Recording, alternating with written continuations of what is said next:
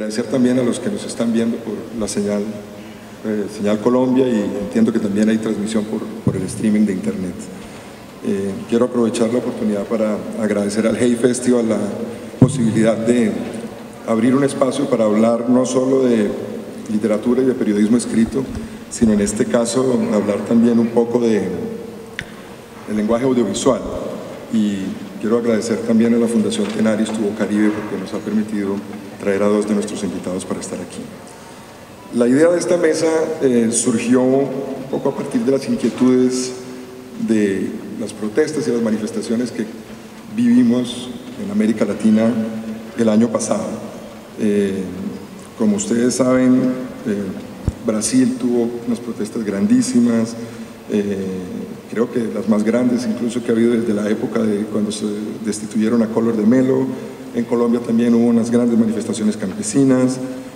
En Chile los estudiantes llevan muchísimos años protestando por el tema de la calidad de la educación, por lo menos que yo recuerdo desde el 2006 con la famosa revolución de los pingüinos.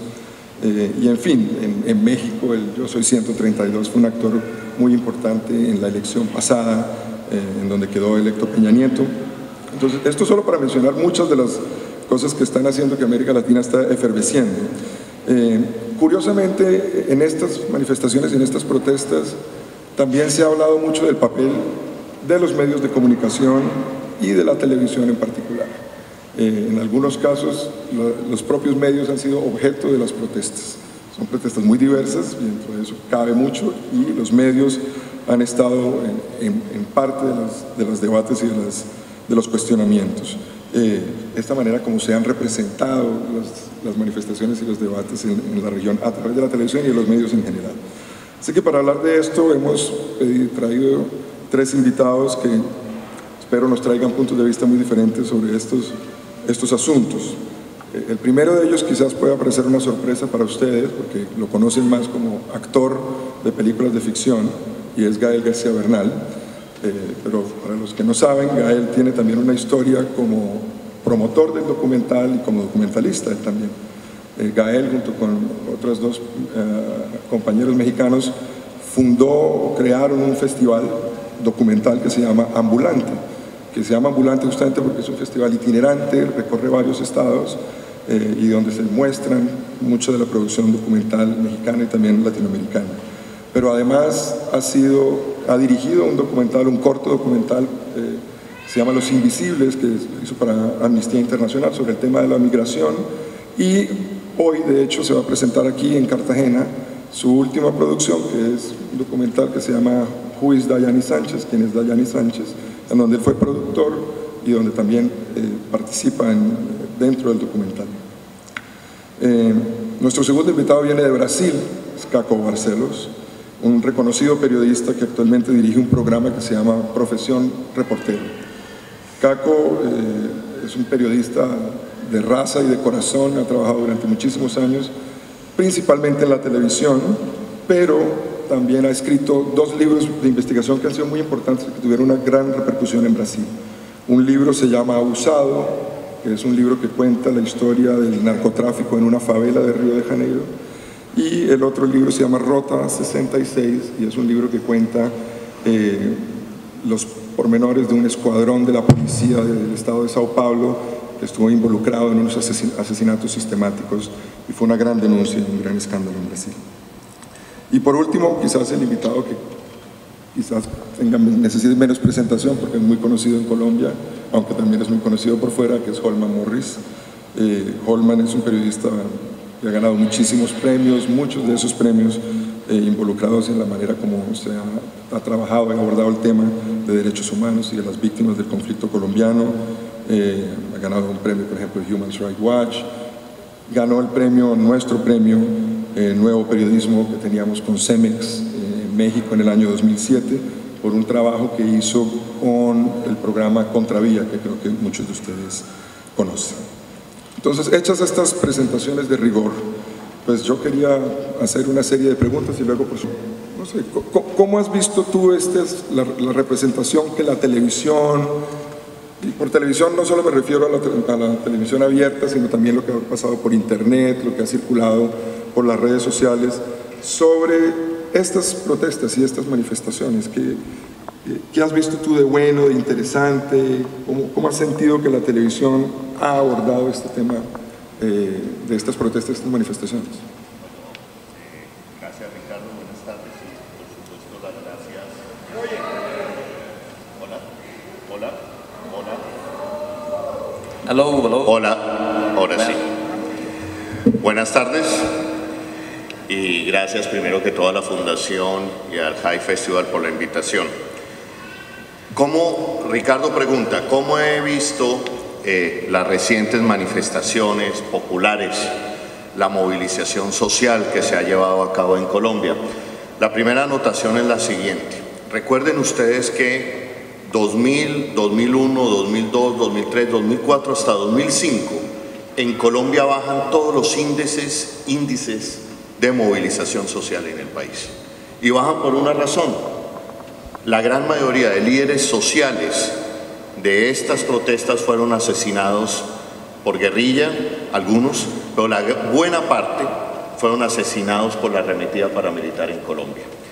Pero en el último periodo de la administración de Álvaro Uribe y recientemente en los dos últimos años de la administración Santos, hay un revivir de la protesta social en Colombia. Y no cualquier revivir. Estamos hablando de un movimiento campesino que irrumpe en el panorama nacional, que antes no se había organizado.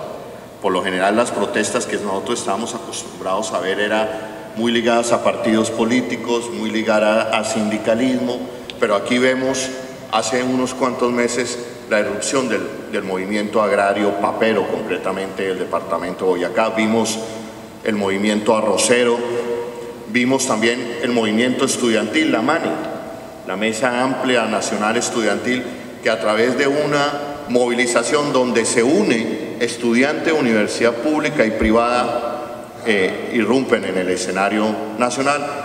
Y recientemente, bueno, las movilizaciones del norte del Cauca, de lo que yo llamo la nación indígena del Cauca, y recientemente las movilizaciones que podemos tener diferencias en este calificativo que voy a usar, de indignación en Bogotá por el respeto a la democracia. Y me preguntas cómo he visto el cubrimiento por parte de la televisión. Yo siento que en este momento hay un país, este país está cambiando. Esas movilizaciones sociales donde aparecen las nuevas ciudadanías, los gays, el movimiento LGBTI, el movimiento ambiental, el movimiento animalista, a mi manera de ver, significa que estamos cambiando. Y ese reto le está quedando grande a los grandes medios de comunicación. Tenemos un gran país, así, y que viene y se estrecha en el embudo mediático que tenemos hoy en Colombia. Dos grandes canales que este panorama, este matiz de colores, de razones, de expresiones, queda al final del día expresado en un solo relato de televisión. Me refiero a la gran prensa, me refiero a los grandes medios de comunicación. El país está cambiando y no siento que el relato de los medios para contar ese país esté cambiando.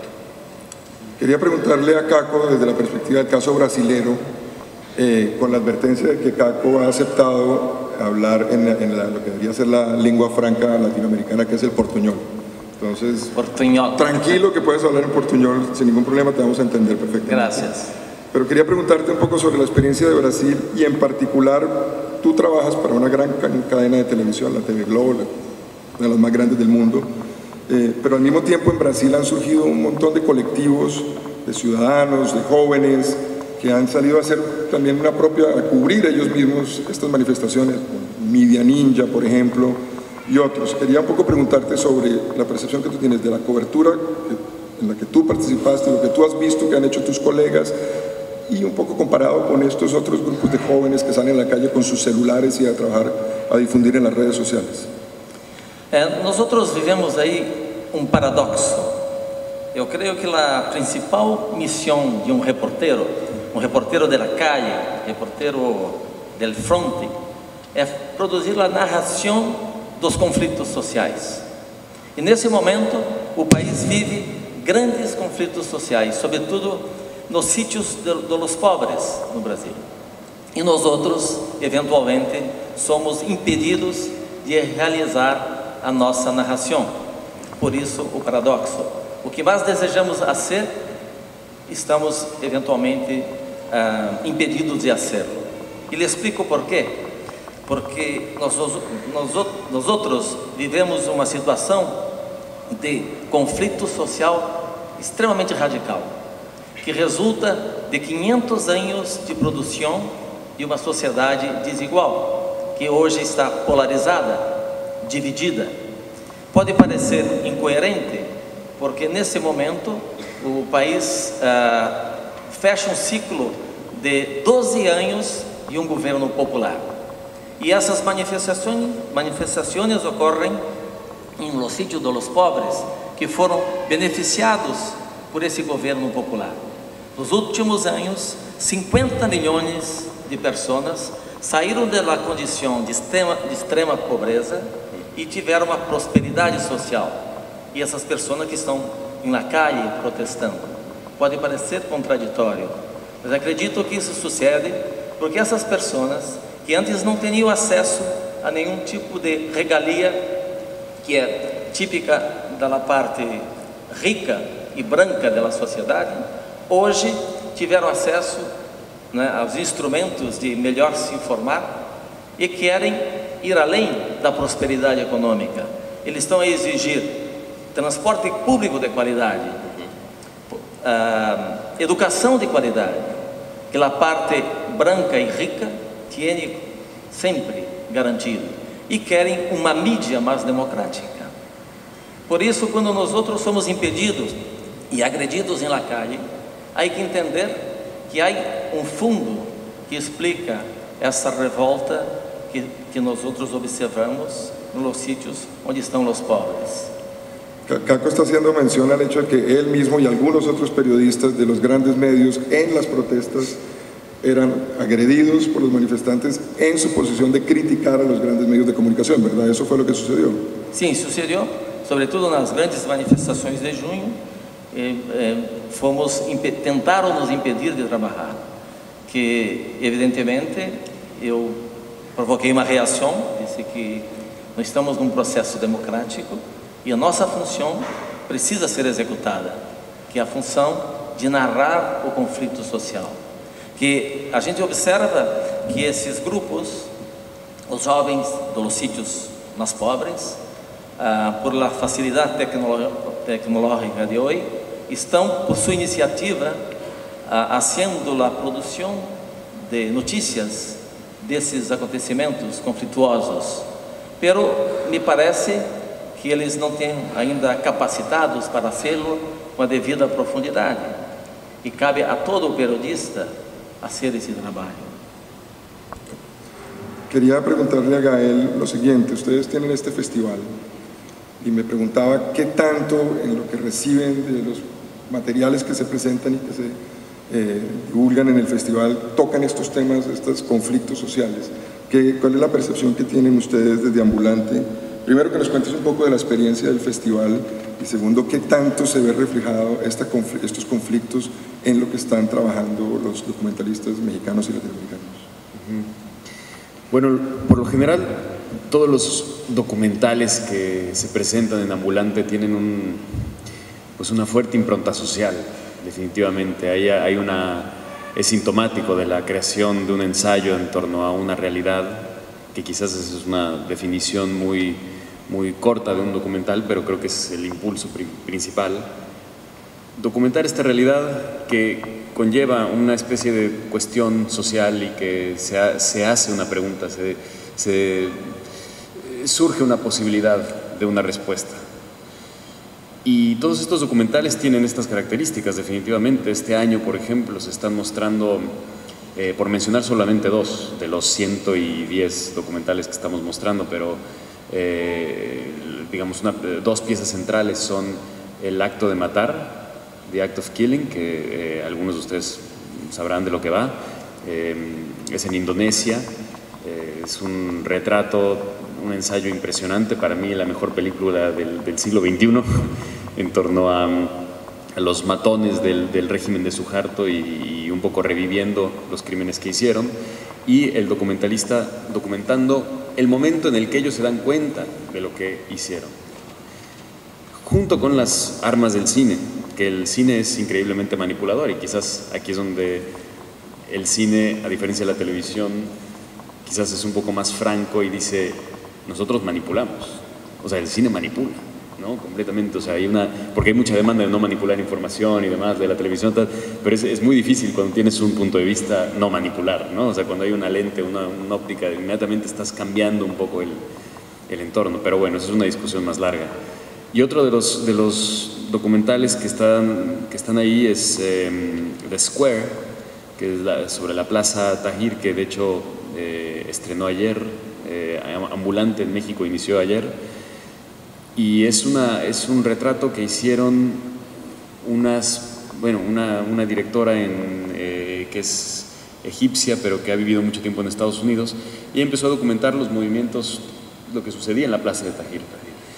Y conforme fueron incrementando las manifestaciones y conforme fueron incrementando también lo radical del encuentro y de las protestas, ella fue creando este documental que es un retrato muy vivo, muy palpitante, muy actual, porque justamente estamos hablando de lo que pasó en la Plaza Tahrir, que es hace nada, ¿no? Y no es un retrato periodístico, es un retrato fílmico completamente, utilizando todas las herramientas del cine. Es una película bastante buena que además hace más preguntas que ofrece respuestas, ¿no? Entonces el cine de alguna manera puede tener, o sea, esta película de la Plaza de Square, a diferencia de todo lo que vimos y todo lo que nos enteramos en torno a las manifestaciones que surgieron en Egipto, donde es complejísima la situación, pues nos ofrece un punto de vista,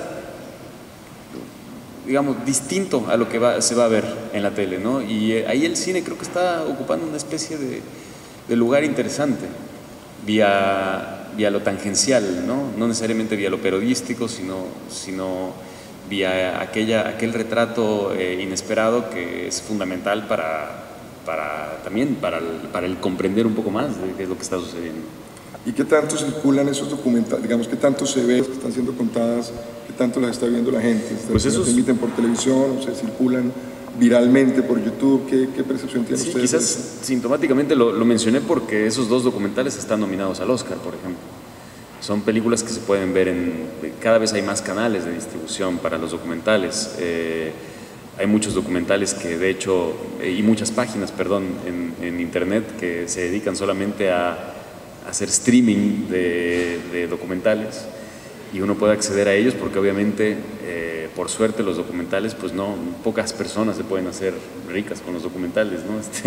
Entonces es directamente un amor al arte, un amor al ejercicio del cine, hacer estos documentales. Entonces se pueden ver en diferentes lados. Obviamente todavía hace falta crear un poco más de público cautivo también de los documentales y poder llegar a disfrutarlos en las salas. Cada vez es posible hacer esto, pero aún falta un camino muy, muy largo por recorrer en ese sentido.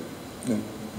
Quería volver a un tema que ya tocaron ustedes dos, que es el tema de la desigualdad. Digamos, estamos en una América Latina que curiosamente creció muchísimo en los años 2000 económicamente, pero sin embargo continúa siendo un continente muy desigual, con muchos pobres, con muchos gente que está marginada, excluida. Quería un poco la reflexión de ustedes sobre qué sienten que debe ser el papel de la televisión, del lenguaje audiovisual con relación a esa situación, digamos. Ustedes ya han hablado de la importancia de que los que están excluidos, los que no tienen voz, la tengan, pero quería ir un poco más allá. ¿Hasta dónde puede llegar la televisión, los documentales, el lenguaje audiovisual para tocar esta situación tan terrible, tan frustrante de desigualdad que vive la región? Si quieres, comenzamos contigo. Comigo? Sí. Se hay entendido su pregunta, de qué manera o audiovisual puede contribuir para a melhor exposição desses problemas? Olha, me parece que há dois tipos de conflitos. Um deles, que é o conflito explícito, há um trabalho que realizado pela prensa tradicional, todos os veículos. Por exemplo, em sítios do Brasil, é muito comum hoje, nesse momento deve estar sucedendo, os jovens quando fogo em los autobuses, no protesto. Todos os dias há protesto desse. E a mídia exibe na televisão, nos jornais, esse episódio de incêndio em autobuses. Outra coisa que sucede todos os dias, invasão em prédios desocupados por moradores que não têm moradia.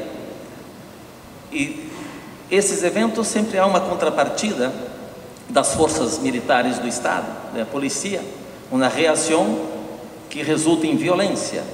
E a imprensa exibe esses episódios. Esse é o conflito explícito.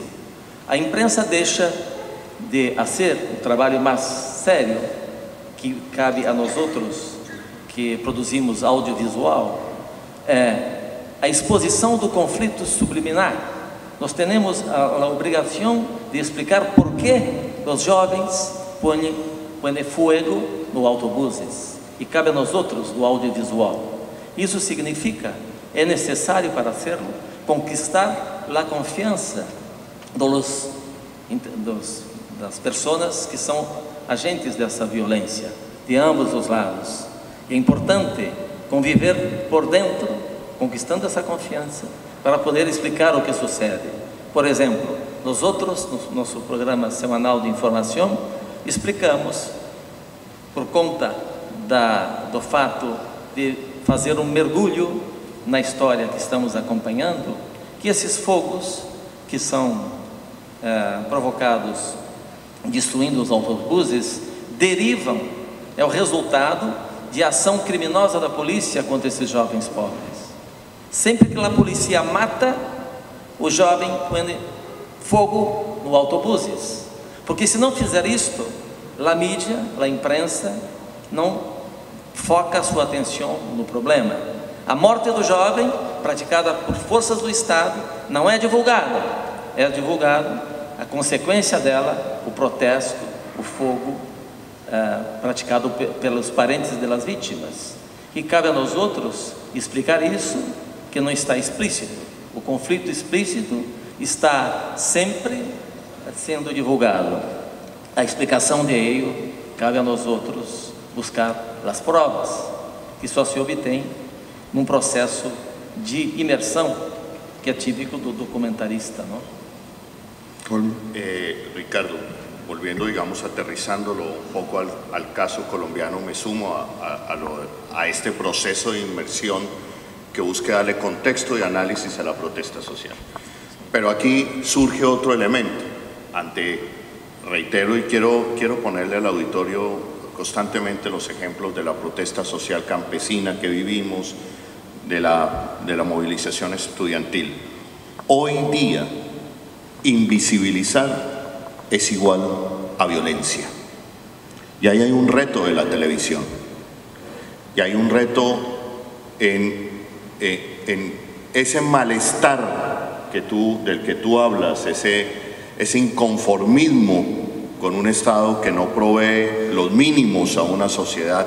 Por eso se levantan los campesinos en el Catatumbo, por eso se levantan los campesinos cultivadores de papa, por eso se levantan los indígenas en el norte del Cauca. Esas expresiones tienen que ser invisibilizadas y no agotadas en el lenguaje de lo judicial.